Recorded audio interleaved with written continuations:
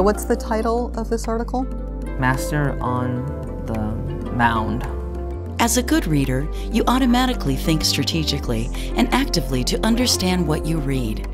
As a tutor, your challenge is to learn specific reading comprehension strategies to teach explicitly, one at a time, to your learner.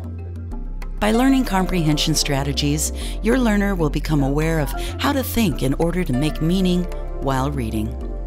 Making inferences, or reading between the lines, requires a person to gather clues from a story and put it together with personal knowledge in order to draw more complex meanings from the story.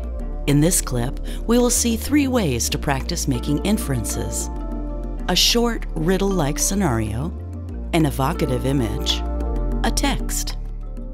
So Debbie, today we're going to be talking about inference, and I'm hoping that this is a skill that's going to help you to improve your comprehension and give more meaning to what you're reading.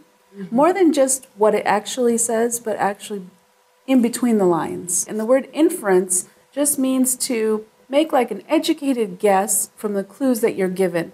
So the first way we're going to try this is we are going to try and make an inference just from a quick story, okay? So it's not even really a story, it's just a situation.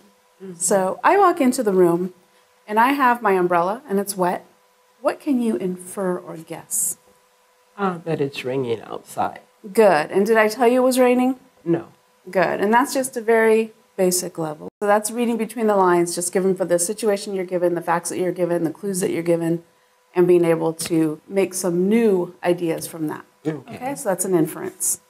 So the second way that we're going to be talking about inference today is making an inference or inferences from a picture. So can you tell me, what do you see in this picture, Debbie?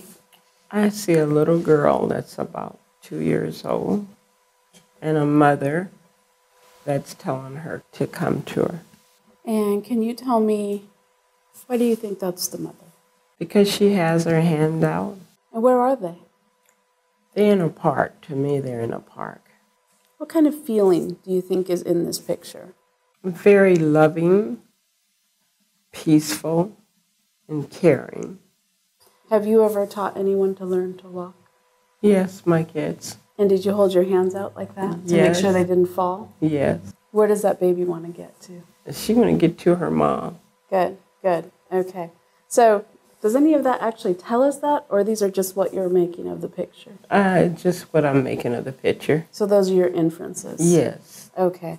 So now we are going to use this racy little book called Takeaway 3 to start making some inferences from what we read, okay? So I'm going to read this to you, and we're going to make some inferences, okay? Okay. All right. So chapter 1. Carol, I'm home, Rennie called. Rennie was a truck driver. He had been on the road for a week. I thought you were coming home tomorrow, said Carol. She had a strange look on her face. Rennie heard a noise. It was the back door. Okay, so just from that short passage, who are the characters in this? Rennie and Carol. Good, and what relation are they to each other? Husband and wife. Does it say that? No, it doesn't. No. What are you making? I'm just... Are you making an inference? Oh, okay. I'm making an inference. I couldn't think of I'm making an inference. Good. Inference. So Carol, who you've made an inference, that's his wife. Mm-hmm. She has a strange look. Why do you think she has a strange look when he comes in? She was surprised to see him. If your husband was gone for a week and he was supposed to come home tomorrow, what kind of look would you have on your face? He came in a day early. I would be happy that he came in. Okay, does it say she's happy? No, she's not happy. So there was a noise at the back door. What do you make of that? Any inference from that? What could that be? It could be anything. You need some more information? Yes, I do. Okay, let's see. Let's read a little bit more. Who just left? Rennie asked Carol. One of the kids? No, said Carol. It was no one. So what do you think now? What are your inferences now?